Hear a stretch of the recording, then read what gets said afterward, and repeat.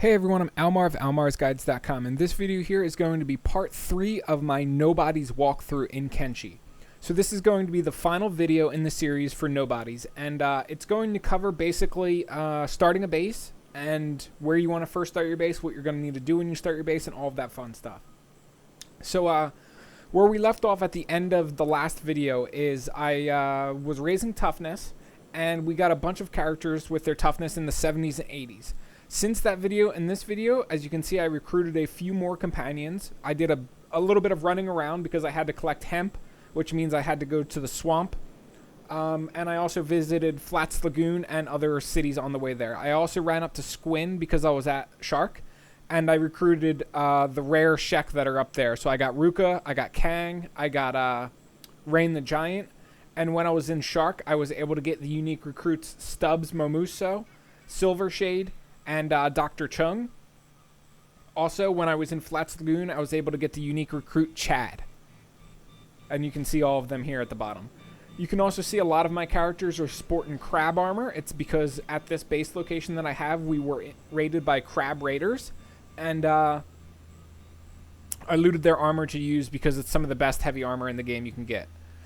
So the location I picked for my base is actually Storm Gap Coast, right here. It's a little bit north of this fishing village and a little bit northeast of Black Scratch. The location of this village in comparison to Black Scratch is why I chose it. We can, there's a lot of goodies we can sell at Black Scratch if we want. It's a tech hunter town too, so if I wanted to make like hemp here, or hashish I would be able to sell them for a good profit at Black Scratch. It'll be a big markup because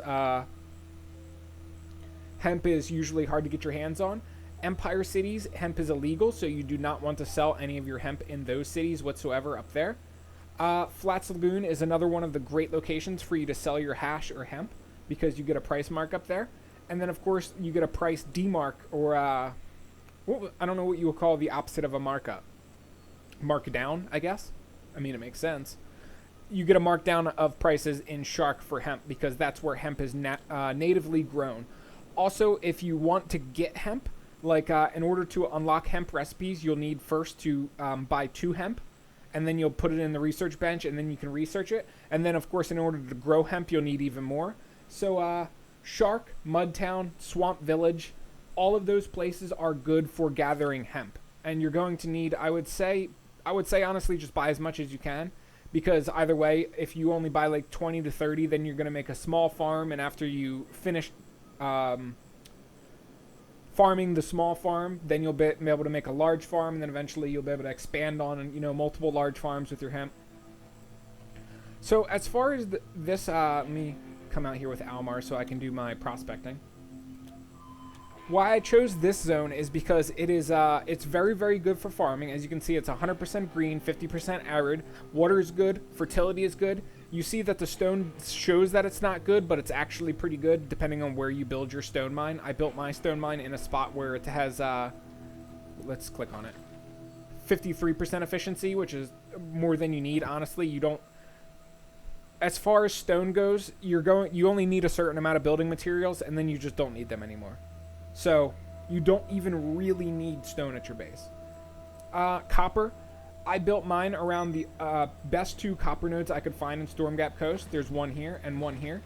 And of course I'm pumping out electrical components too, which is some of my best money.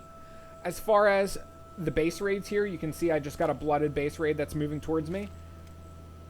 You're going to get crab raiders, and you're also going to get reavers at this location, which is the biggest downside of having a base at this location, because both reavers and crab raiders are pretty darn annoying and difficult.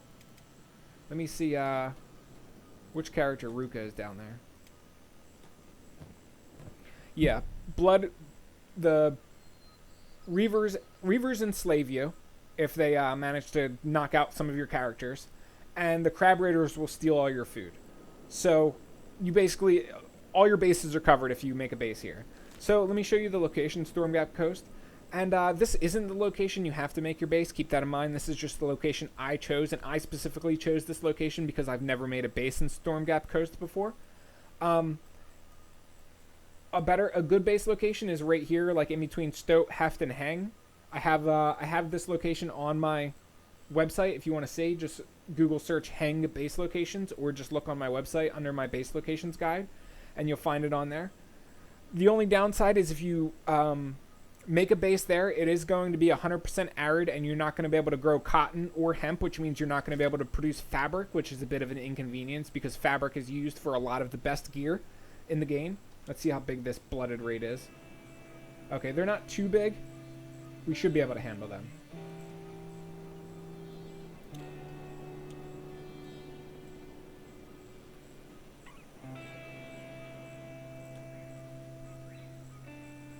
So usually what I could do is I could retreat inside my base, close both of these doors, and then have characters basically hop on the guns and shoot these. But, and that's what I usually do. That's why I have this kill box set up. However, I decrease the size of base raids on my base, so I don't really have to do that anymore, most likely. We can probably just send characters out and attack them like this, which, I mean, we're going to see what'll happen. A few of my characters, you can see a lot of the ones that got knocked out already, they have very, very low toughness. They weren't part of the raising toughness portion in the last video. However, all of the characters that are still standing right now have really good toughness, which is why they're still standing. So the Reavers did basically beat all of my characters, and they are going to end up enslaving me once they beat my characters into oblivion.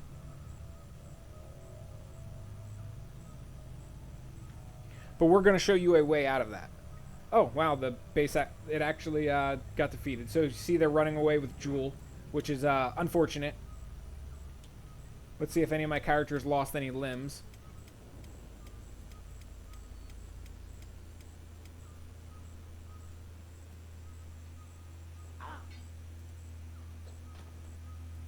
Let's save Chad before he dies. Okay, good.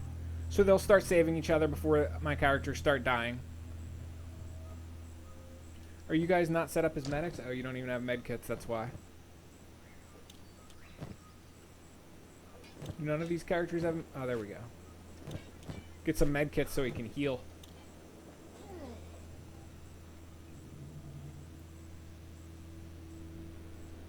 So that's fine that they took some characters as slaves. I'm not too concerned about that, and it actually gives me an opportunity to show you how to get them back easily. I actually think they dropped Jewel. Yep, they did. Sometimes that happens too. They realized they wouldn't be able to make it back home with her, so they just drop her on the ground. So they are running away with Killing Machine, though. And who's the other guy? One of the tech hunters that's guarding my base. Cute. So as far as other base locations you can do, Howler Maze is a pretty good one. I have a few base locations there on my website that you can look into. Gut, I recommend you avoid like it's the plague for quite a while, because there's a lot of beak things there. A lot of beak things. And you're not going to be able to handle it until you get good gear. Hang is probably one of the best locations for you to make a base at this point in time, because there's it's close to a lot of the Empire cities, and it will be easy trading. The only downside, like I said, is you won't be able to make certain things there, like fabric. However, you will be able to make a lot of money. You can set up like a wheat straw farm and just mass produce grog, and then sell grog to all of the major cities for lots of money if you wanted to. That's an option. I don't have the northern cities explored like Shobatai, Bark, and stuff like that. The Eye is also a halfway decent location if you wanted to make a base. In the western end of the Eye, the fertility rate is higher, so I would recommend you make a base in the western end of the Eye instead of the northern or eastern.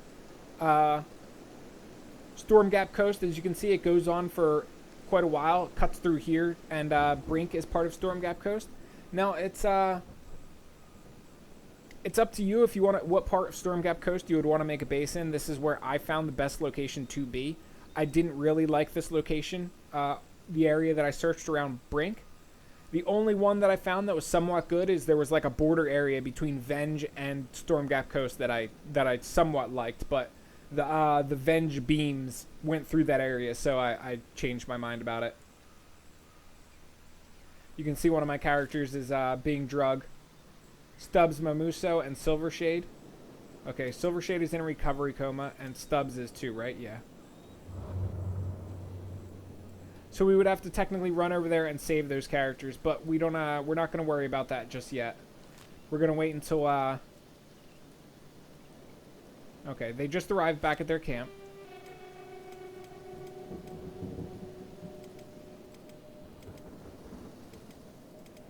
Okay, so Chad is one guy that they're running with. Okay, so Chad is the person that they kidnapped, basically. It seems to be. Because they're the one that they're running to the Reaver camp with. This is the Reaver camp over there. And I will show you how to easily get... Why are they running away from the Reaver camp? Is he not being carried by Reavers? Yeah, he is. I'll show you how to get him back once they let go of him. They should have put him in the cage and did all that, but I don't know why they did not.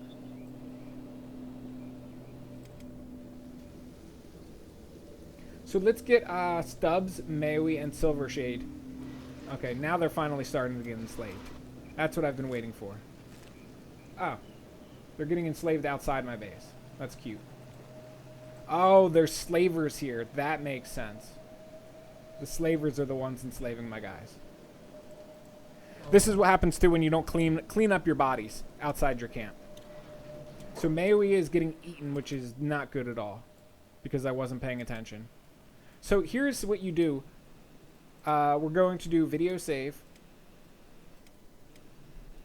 We're going to teleport our characters back into our base. Little nifty trick. See this reset squad positions? Make sure you check that. Yes. And every character that is currently outside of the base that is not in a bed, in a cage, or being carried will be teleported here. So Chad is not going to be teleported here. Maui, I'm actually not sure if he will be teleported here. I've never tried teleporting a character here when they were being eaten alive. So yeah, Maui actually did get teleported here. So let's see. Ruka, Kang, and Dr. Chung all made it here too.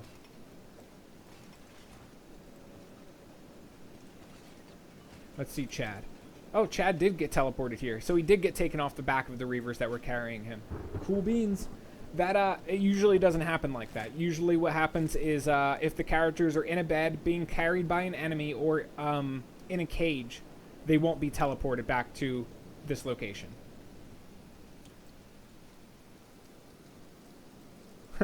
That Reaver's a slave of the caravan.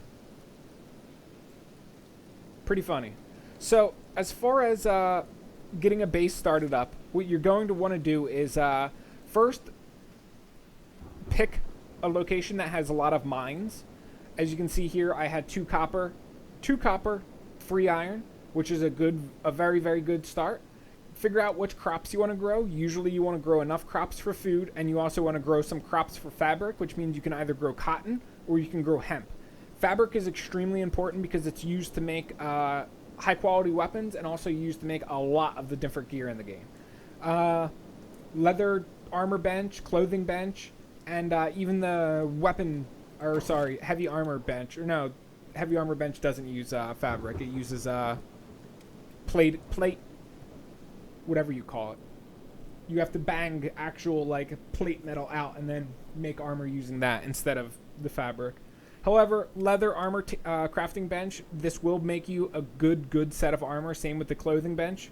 You can make specialist or masterwork quality armor. It will be light or it will be light armor using either of those benches, but it's still better than a lot of the crap you can buy, because a lot of the crap you can buy is really it's like standard and maybe if you're lucky high quality, but a lot of the time it's shoddy and prototype quality.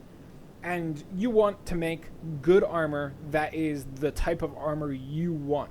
So say you want like plate metal jackets, you can make them with the I think it's not the chainmail one. I think they're actually made with the heavy armor one. I'm pretty sure. So we can't make them yet, but we can make whatever we want from leather armor crafting bench and whatever we want from the weaponsmith as well, so long as we have recipes to do them. And that comes in that also starts to factor in our location. If you need recipes, go to Black Scratch. Black Scratch has a big library which contains pretty much, I would say, 70% of the total recipes in the game, and you can just buy whatever you need from there. So essentially what your goals are going to be is find a location to make a base, and start farming a lot of money. The easiest things you can do for farming money early on are going to be mine copper and then turn that copper into electrical components, which is what you see Hobbs doing right here. Electrical components sell for better than copper, for like 20% to 30% more than copper, and they weigh a lot less than the copper. While you're doing that, I'd also recommend you have a character that focuses on weaponsmithing. The weaponsmithing isn't going to be profitable. You could technically sell all of this stuff if you wanted to, but you can see it doesn't really sell for that much. Like 300 cats a piece, 250 cats a piece, not very good. The main thing you want your weaponsmith to be doing is raising his skill, because later on, the most reliable way to get good weapons is going to be through weaponsmithing.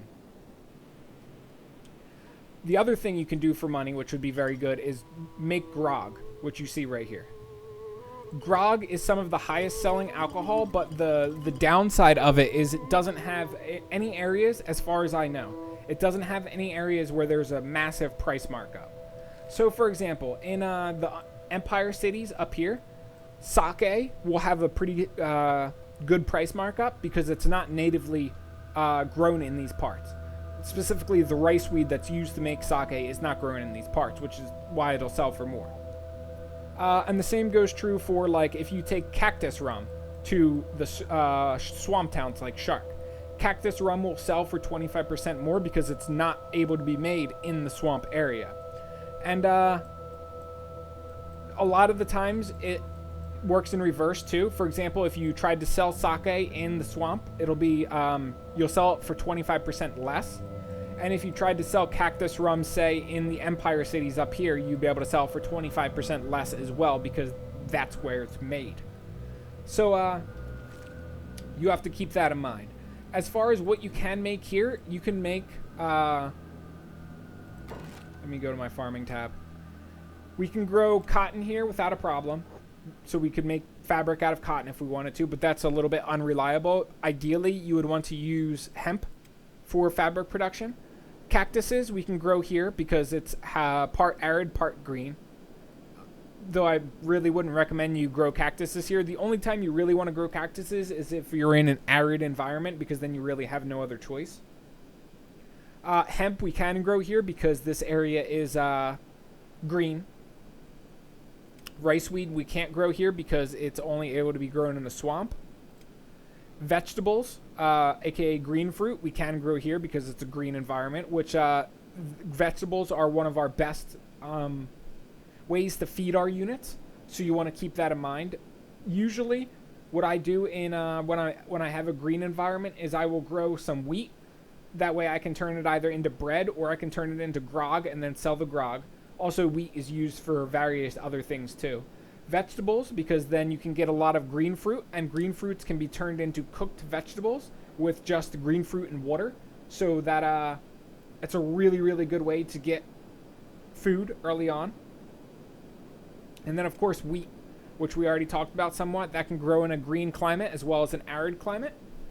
And it's pretty darn good. Wheat is used for... bread, it's used for grog, and I think it's used for something else. Green fruit can also... Why is Dr. Chung? Oh, he's following his slave master, I think.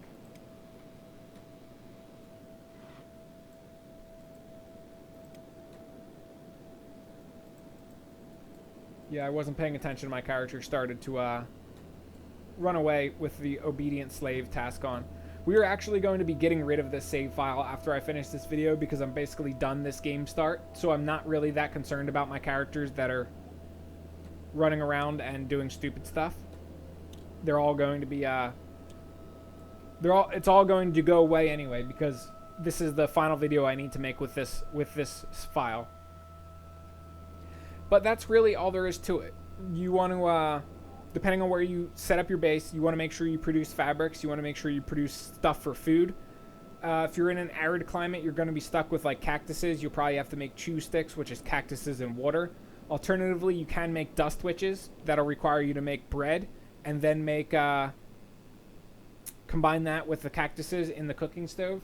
Although I don't really recommend you make dust witches, I don't really recommend you make bread in this game because in my experience, it bugs out the characters when you make bread.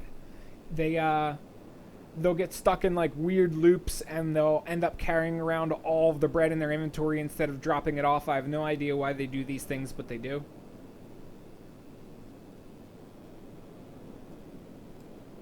But essentially, your first base is just going to be a money-making base.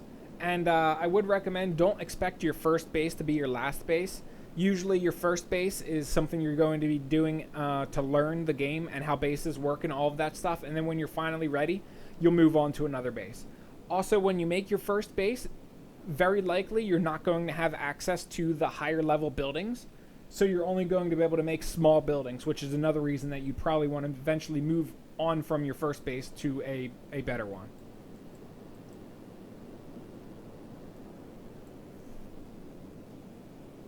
But anyway, that's really all there is to it. If you guys want any additional information, I'd recommend you just check out my website, almarsguides.com. Specifically, check out the Kenshi walkthrough. At this point in time, we're kind of done with the specific knowledge that you would need for starting out as a Nobodies playthrough. Right now, I'm basically just giving you knowledge that is part of my Kenshi walkthrough, usually end of part 1 and beginning of part 2. That's where we are right now. We're basically at the money-making stage. We have to make a ton of money. That way we can afford everything that we need, which is quite a bit. And what my plan was with this file was to basically make a bunch of grog and then to do trading runs to Black Scratch and maybe Brink and sell off all the grog that we make. But since we're doing another save file instead of this one, we won't be continuing with this one, and I don't have to worry about that anyway.